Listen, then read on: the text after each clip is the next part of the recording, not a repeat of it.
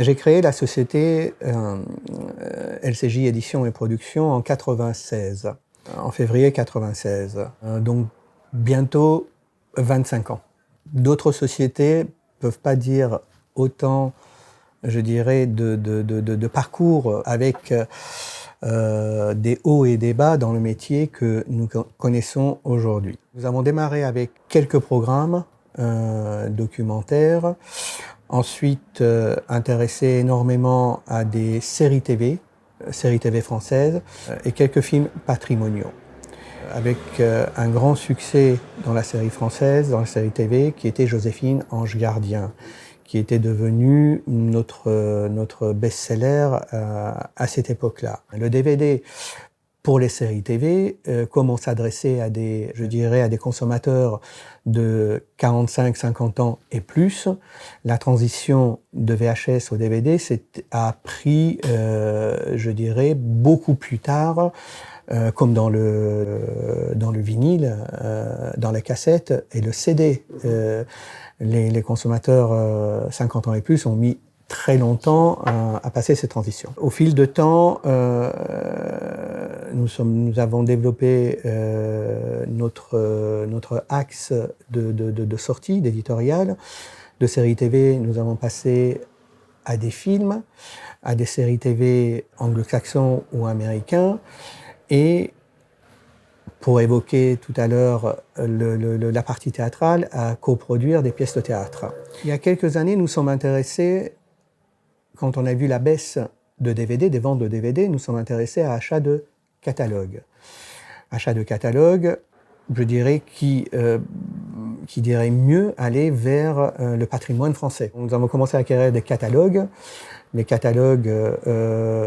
très prestigieux à l'intérieur, pour pas nommer Le Vieux Fusil, Mourir d'aimer, La meilleure façon de marcher, les films de Doyon, les films de Régis Varnier, et nous avons constitué un catalogue de plus de 350 films.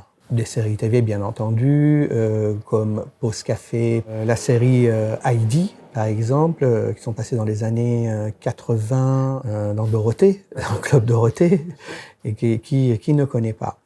Et bien entendu, pour donner quelques chiffres, la série Heidi s'est vendue à plus de 700 000 exemplaires. Ce qui est en DVD, ouais. Ce qui est, assez rare dans notre métier. Les films, bien entendu, on a commencé un petit peu avec l'aide de CNC. On a commencé un petit peu à numériser et à restaurer les films.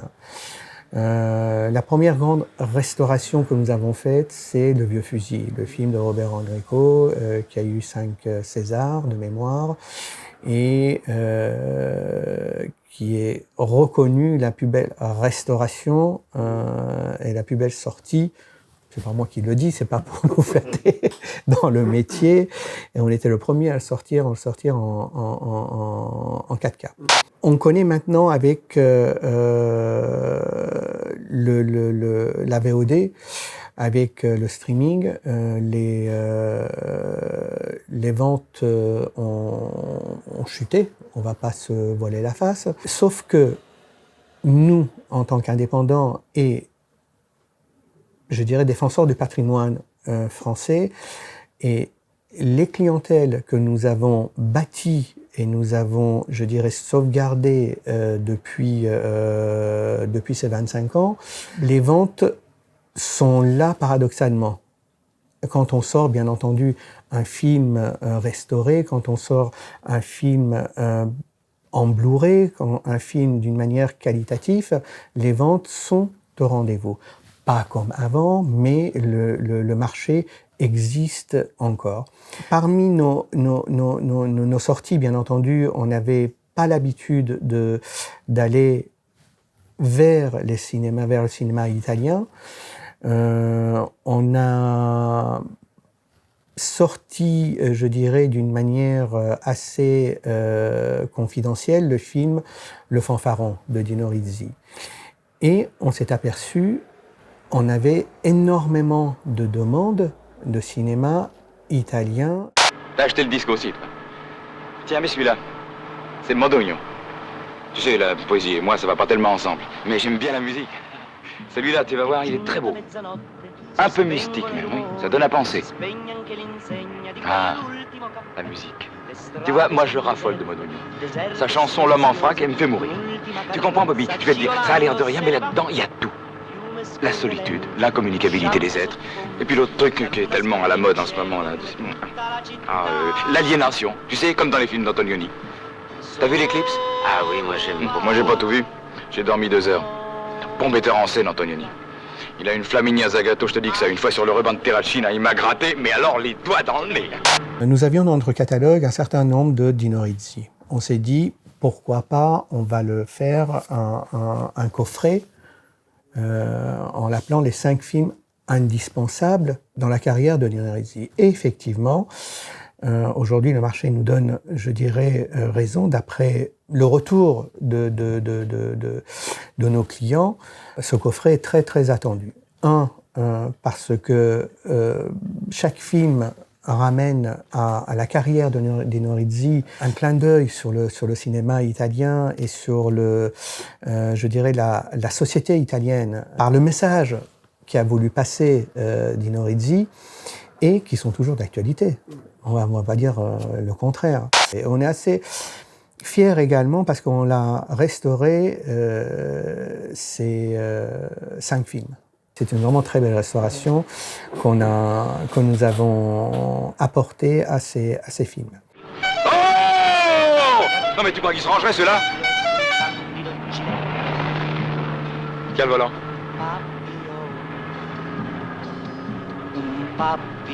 Imbécile. Tu crois qu'ils ont vu mes cornes? Tas de paysans. Ah, regarde ceux-là qui voyagent les pieds dehors. Ces jours, je vais acheter un grand sécateur et clac, je vais couper tout ce qui dépasse. Il faut bien protéger le paysage, non? Eh Bobby, vise un peu là derrière, vise un peu, t'as vu? Quoi? Et les 2 filles là derrière. Je vais les laisser passer et puis on les attaque, hein? Bonne nuit, bonne nuit, bonne nuit, bonne nuit, buona. Hey, hey poupée! Deutschland über alles, les Gretchen, ça démarre au quart de tour. C'est l'allemand, toi? Non, mais j'imagine. Hello, darling! Tiens, t'as un ticket. Moi? Eh, puisque je te le dis. Oh. Bon, parfait. Puisque t'es branché avec celle de droite, moi je vais me sacrifier. Je prends l'autre en charge, celle qui conduit. Allez, ça marche comme ça. Hein. Hop! Je reviens juste sur l'aspect, je dirais, de coffret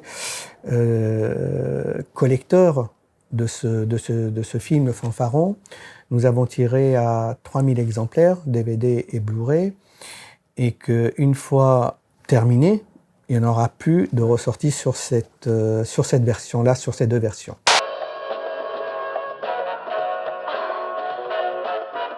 La société a été créée avec un catalogue des documentaires.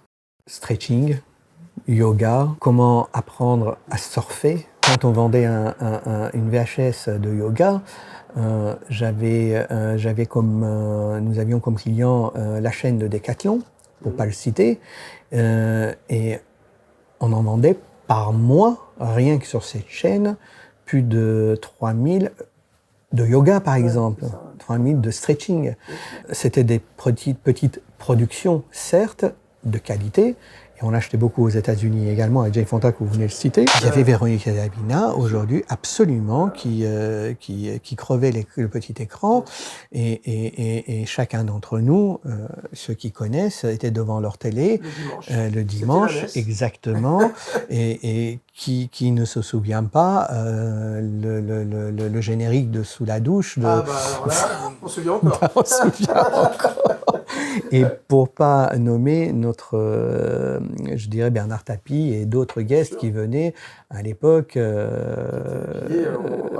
Avec des shorts rose fluo. Exactement, tout à fait. Ensuite, j'ai eu de la chance de tomber sur un film, je dirais, qui avait marqué lorsque j'étais jeune. C'était Moi, Christian F., 13 ans, drogué, prostitué.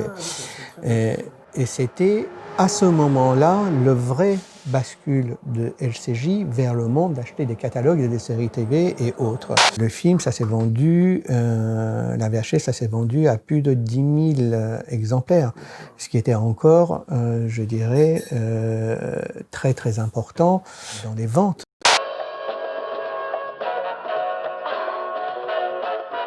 Les catalogues que vous venez de citer, les réalisateurs que vous venez de citer, nous sommes propriétaires du film pour le monde entier. Ce qu'il ne faut pas oublier également, on est présent sur le marché de films, Festival de Cannes.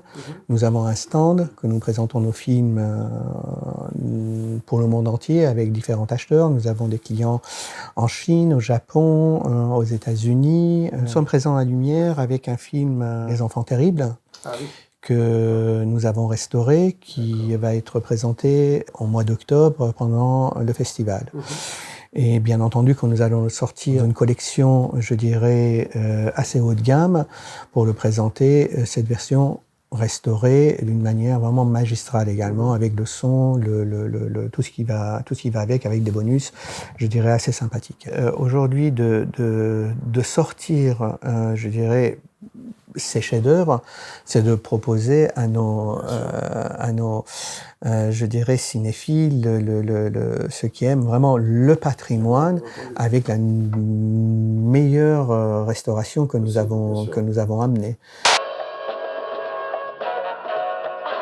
D'après les premières constatations, aujourd'hui la VOD, la SVOD, sur les films patrimoniaux n'est pas aussi, je dirais, visible et commercialement parlant que les films frais que nous constatons. En termes de timing, je dirais, on ne peut pas prévoir à long terme, mais à court terme, il y a encore l'avenir. Court terme, je parle toujours, on a toujours, aujourd'hui, de jour en jour, on dit toujours, on a encore 6 mois devant nous. On parle, je dirais, de la visibilité que nous avons sur les ventes de DVD et de Blu-ray sur les films patrimoniaux.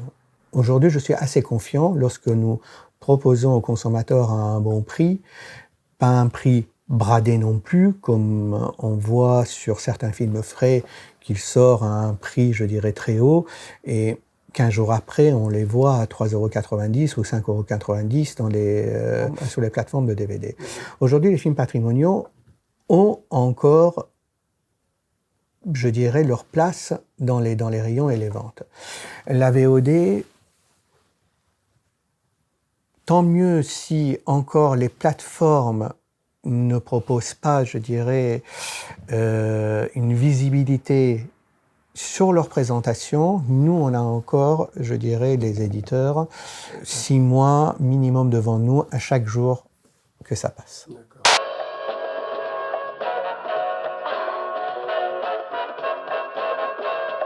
On a plusieurs consommateurs lorsqu'on veut regarder, lorsqu'on veut acquérir un film. Aujourd'hui, vous avez le consommateur de 15-28 ans regarde un film, je dirais, à n'importe quelle qualité sur leur smartphone, ils les prennent, ils jettent. Là, tout le monde est d'accord. Ensuite, nous avons le consommateur qui... Je ne parle pas de la majorité non plus, je parle de ce qu'on constate aujourd'hui. Nous avons le consommateur de 30 à 40 ans. Bon, je garde, je stocke le film, je regarde quand j'ai envie de regarder, je regarde ce que je peux trouver, le film me parle, je le passe sur mon box, sur ma télé, etc. Ensuite, nous avons des vrais, je dirais, des consommateurs des films patrimoniaux, qu'on a toujours envie de prendre l'objet, de regarder, de le lire, de le relire, de le repasser, de faire le geste, de le mettre. Encore une fois, on a, à chaque jour passé, on a encore 6 mois devant nous. Et tant que on a l'amour des films, je dirais, patrimoniaux, merci beaucoup, pour ne pas le citer, et ça reste chez nous et on le garde jalousement.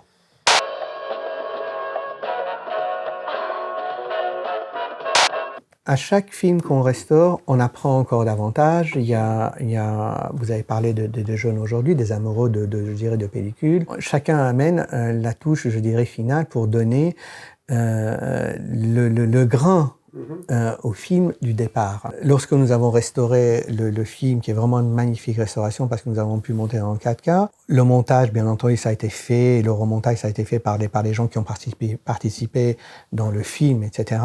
Mais aujourd'hui, le film ça a été restauré pour Les Enfants Terribles, ça a été fait par une copie, je dirais, originale, qui n'avait jamais été, je dirais... Ah, vous avez accès au négatif original. Exactement. Et c'est la raison pour laquelle je dis, vraiment, on a gardé le grain d'origine.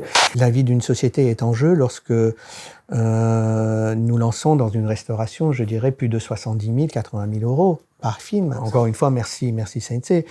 Sans aide, on a des gens à nourrir, des collaborateurs qui sont là, qui comptent sur vous. Il faut pas les décevoir. Ils travaillent, ils viennent le matin tôt, ils partent le soir tard. Ils ont envie d'amener quelque chose à la société dans laquelle ils travaillent. Donc, on ne doit pas les décevoir. Donc, les dépenses inutiles, les investissements inutiles, ça va mener une société en déclin et à la liquidation à très court terme. Je vous assure, il y a certains films également qu'on n'obtient pas d'aide de CNC, mais on essaie de restaurer quand même. Mais là, vraiment, on réfléchit à deux fois. Est-ce que ça vaut le coup d'une manière économique, commerciale, si on doit le faire ou pas. On ne s'appelle pas tous, je dirais, Pathé, Gaumont, SND, Studio Canal, pour ne pas les citer, pour donner un exemple. Je suis un indépendant. Chaque dirigeant, on regarde son marché, ses clients, et où je peux emmener la société et vers quelle niche et vers quel, je dirais, consommateur amener. Aujourd'hui, je ne vais pas fanfaronner.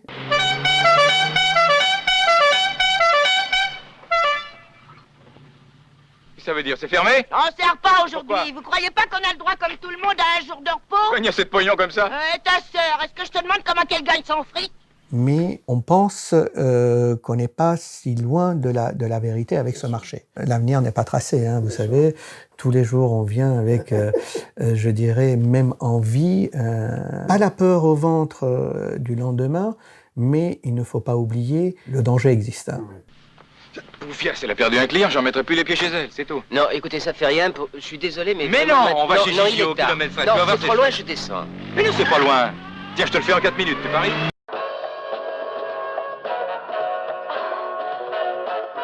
Quand vous faites une coproduction avec l'Italie, avec l'Espagne ou avec un autre pays, le film appartient au pays où la copro a été effectuée. En l'occurrence, le film Les Monstres et le Fanfaron a été coproduit avec l'Italie, donc la partie italienne appartient aux Italiens.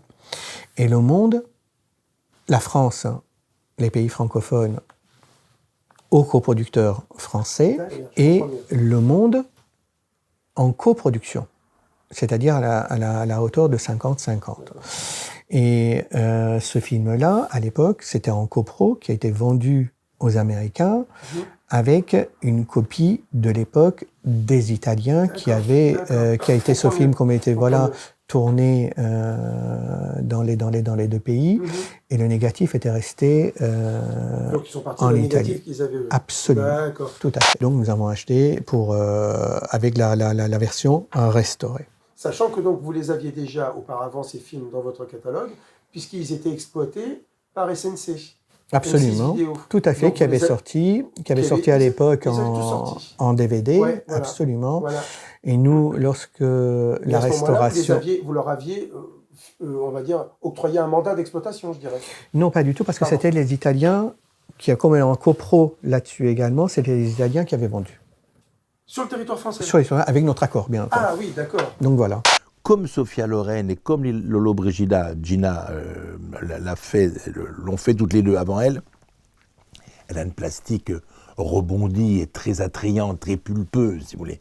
Vous savez, c'était le début des années, c'était fin des années 50-60, il fallait être un peu sexy, on avait oublié la guerre, il y avait des actrices un peu avec des exubérantes au niveau mammaire, si j'ose dire, donc qui étaient comme des loups, comme des mères nourricières, donc qui étaient très, très sexy pour ça. Et elle joue donc dans des romans photos, comme l'ont fait encore une fois Sophia Loren et Lalo Brigida. Elle fait des photos publicitaires, elle fait des publicités notamment pour Coca-Cola, elle fait des photos publicitaires. Elle a des tout petits rôles en une espèce de série westernienne à la télévision italienne qui s'appelle Carousel, qui est une espèce de western parodique, un peu stupide, mais dans lequel elle éclate. Pourquoi ? Parce qu'elle a une fraîcheur, elle a quelque chose qui lyrique, qui est belle, elle est une magnifique belle plante. Ce garçon, c'est un passionné. Ah oui, ouais. Il y a quelques-uns qui nous ont reproché un petit peu sa façon d'interviewer, etc. Moi, j'adore. Il bouscule les gens vers ça. Les gens, on a interviewé Adamo il y a pas longtemps parce qu'on sort un concert inédit d'Adamo. Et dans le cadre de la restauration du film des Arnaud, qu'on est en train de le restaurer, c'était la même chose. C'est d'une manière passionnée. On l'a bousculé. Et puis, comme on connaît, Adamo est extrêmement calme et d'une manière très intelligente. Il a ramené encore d'autres informations sur le film qu'il n'avait jamais donné auparavant. C'est ça qui est formidable.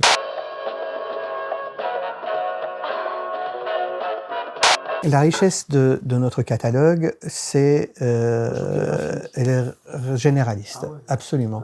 On parle facilement de Carlos, d'Annie Cordy, je dirais d'Adamo, que des films de Dino Risi, des films cultes, etc. Et des séries TV. Longtemps, je dirais, les gens qui nous adorent se moquent un petit peu de Joséphine Ange Gardien. Mais il ne faut pas oublier que chaque, je dirais, prime, c'est 6 millions, 7 millions de téléspectateurs. Quand on sort Captain Marlowe, c'est 7 millions, 8 millions de téléspectateurs.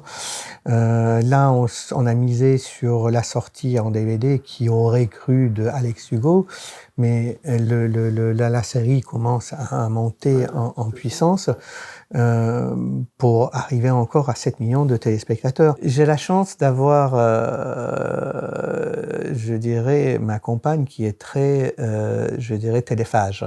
On a le nez creux, elle a le nez creux également à chaque fois, voilà, de dire en tant que consommateur également, tiens, c'est formidable, non, c'est pas bien. Donc elle est au cœur également de nos acquisitions. Mais il y a quand même une facteur chance qui joue également. Tout n'est pas acquis, je dirais, comme un best-seller. Lorsque nous avons, à l'époque, acquis la licence de Joséphine Ange Gardien, nous avons également acquis la licence de Julie Lescaut. Julie Lescaut a fait, je dirais, 0 en vente, tandis que Joséphine, que personne misait, tout le monde disait oui, Julie Lescaut, alors que c'est Joséphine Ange Gardien, c'est le contraire. Donc, on ne peut pas savoir ce qui va fonctionner ou non.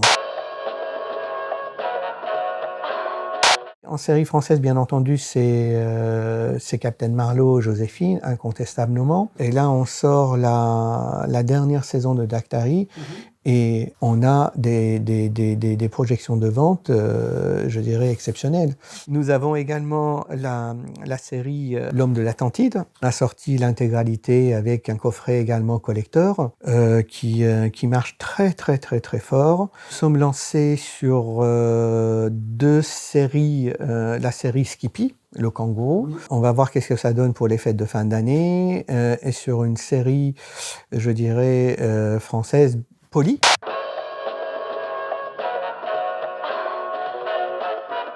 Les séries TV françaises, nous avons longuement penché sur le sujet.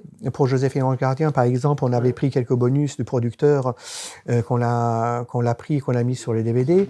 Mais il s'est avéré que le consommateur ne s'intéresse pas. Ils veulent vraiment regarder le film et le garder et pas connaître ce qui se passe à l'envers du décor. En revanche, sur les bonus films, encore une fois, je viens sur les interviews d'Angélique Servat, que certains critiquent et d'autres ils sont ravis. C'est franchement, les gens par enthousiasme, bravo, c'est formidable, quoi.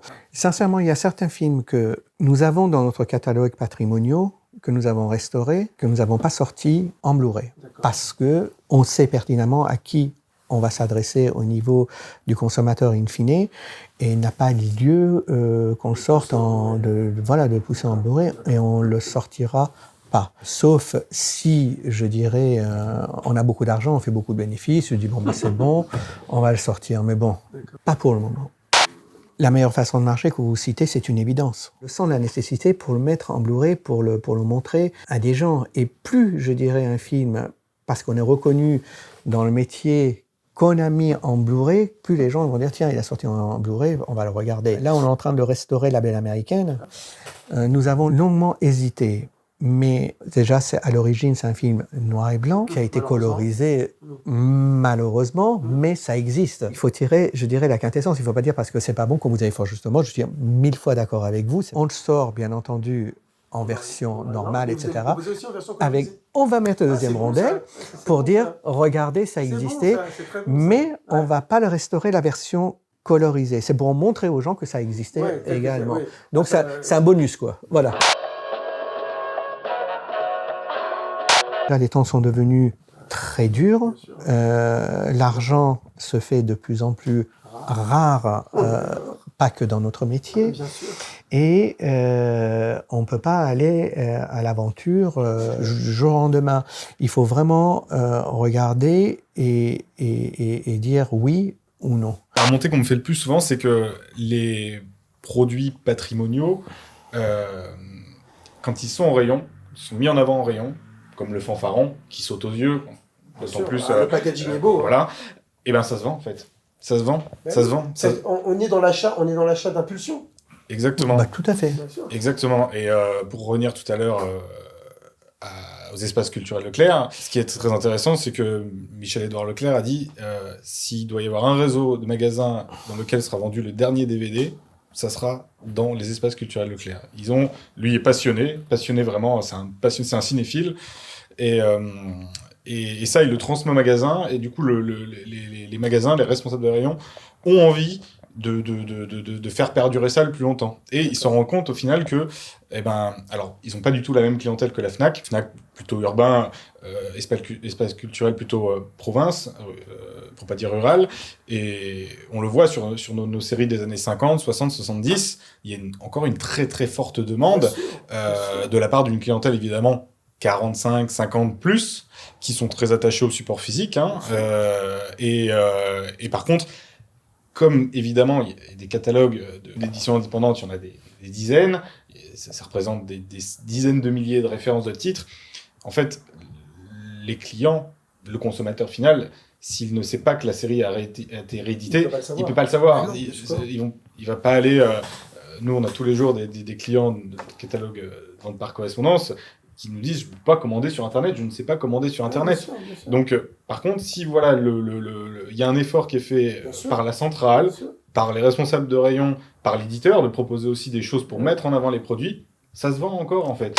À une époque, si vous parlez de Blu-ray, ça va vous faire rire, on a voulu mettre un Joséphine Ange Gardien en Blu-ray. On l'a fait. Et bien entendu, on a été le présenter. Je me rappellerai toujours l'acheteur de Carrefour qui le prend. J'étais assez fier de dire, voilà, on le sort en Blu-ray, etc. Il a souri comme s'il n'était pas permis. Il a regardé un petit peu dans tous les sens.